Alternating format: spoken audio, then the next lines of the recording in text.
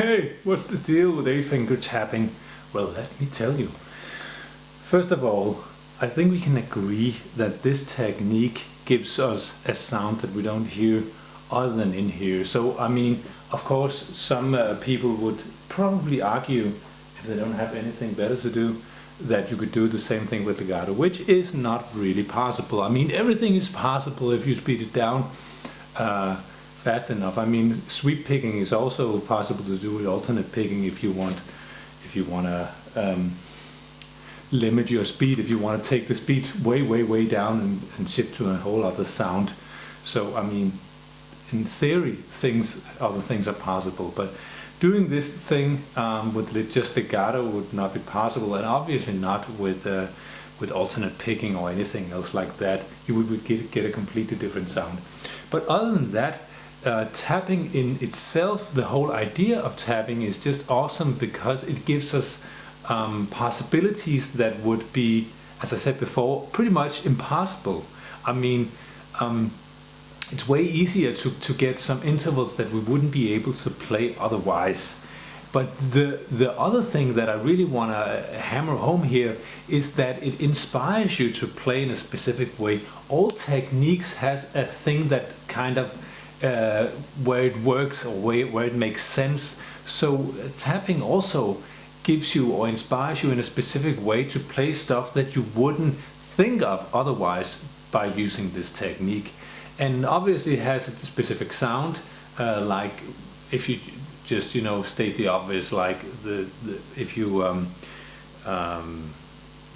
put alternate picking, sweep picking, and legato, and hear those sounds individually, obviously they sound very different. But tapping also sound obviously very different from those other techniques. But of course, you don't use the pick at all. I don't in this one, as you could see. I just picked up the pick because I don't need it for this specific technique that I just played before. But other than that, when you do it in the specific way that I do it, I am able to play a hell of a lot of notes in a very short amount of time because I use 4 notes here and 4 notes in the other hand.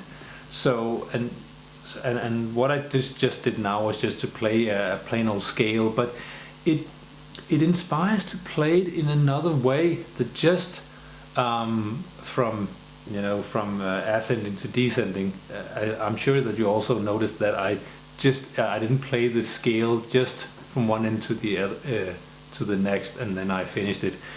So that's the thing, and the whole idea of it is that you take, for example, a scale or an arpeggio or some kind of lick, like you would do with any other technique, but you do it using hammer-ons, pull-offs in one hand, and actually pretty much the same, but in the other hand. So what we just do here is when we play the 8-finger tapping, we don't use the pick at all, obviously, and you get 4 more notes in the other hand. So it's just a way of more is more kind of thing. But and obviously it looks cool, but obviously more is more is one way of playing. But I think that it doesn't really does the technique justice to just call it more is more, or it looks cool or something like that. I really think it adds something to the sound, and I really think also when I play solos and you don't look at what I'm doing, it has a specific sound, like this never-ending flurry of notes that I really enjoy that sound. And so obviously also if you take it from the beginning, or not the beginning, but the whole idea is that you are able to play intervals that you wouldn't do normally. So if you have a few notes here in one hand, then there's if you want to tap on the same string, there's all this interval that you can play, which obviously wouldn't be possible with with alternate picking, if you want to stay on the same note, then you would have to change string and you would get another sound and another kind of timing and stuff like that. So the whole idea of using 8-finger tapping is, if, for example, if I wanted to play a series of notes with the alternate picking technique, then I could use that same idea. And you can obviously hear that is a different sound. And also one of the reasons that people use it a lot is also because you don't necessarily have any limitations regarding speed, because like legato,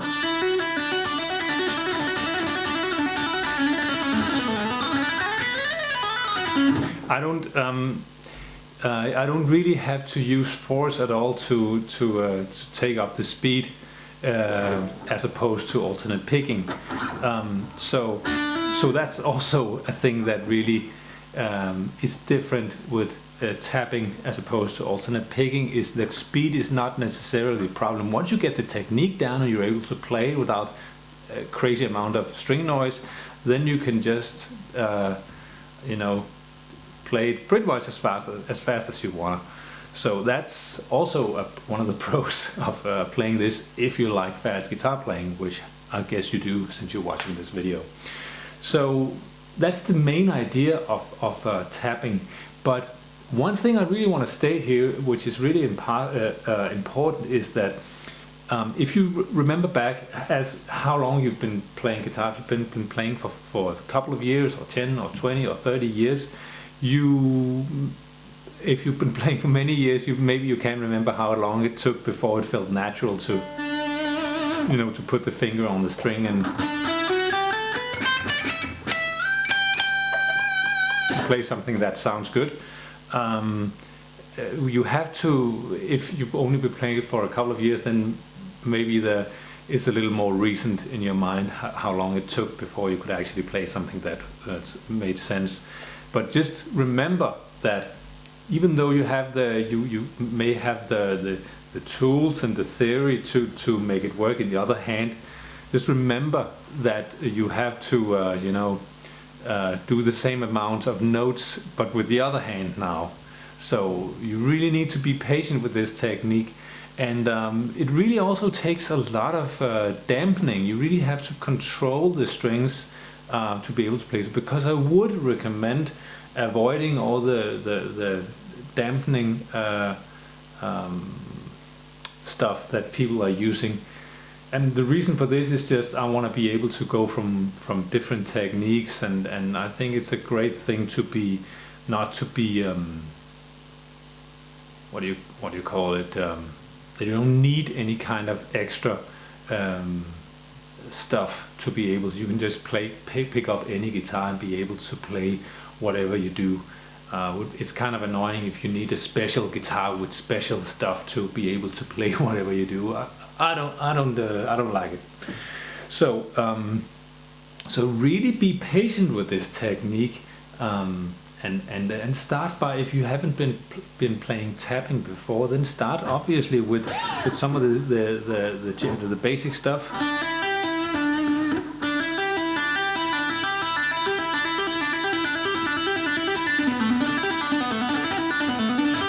I've got a kind of a Van Halen kind of sound, to make that work first before you attempt to go into adding more fingers. And then obviously once you got one finger working, you can try to add one more finger. And then play around with the fingers, And what also really takes some work is the equal amount of time on each note, so you don't get this where one note is much faster, and unless that's what you want, but you want to be able to just play, for example, a scale.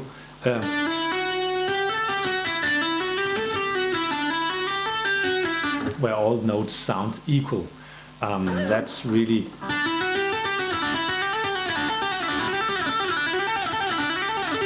and you also want to start from the other side, not only from here.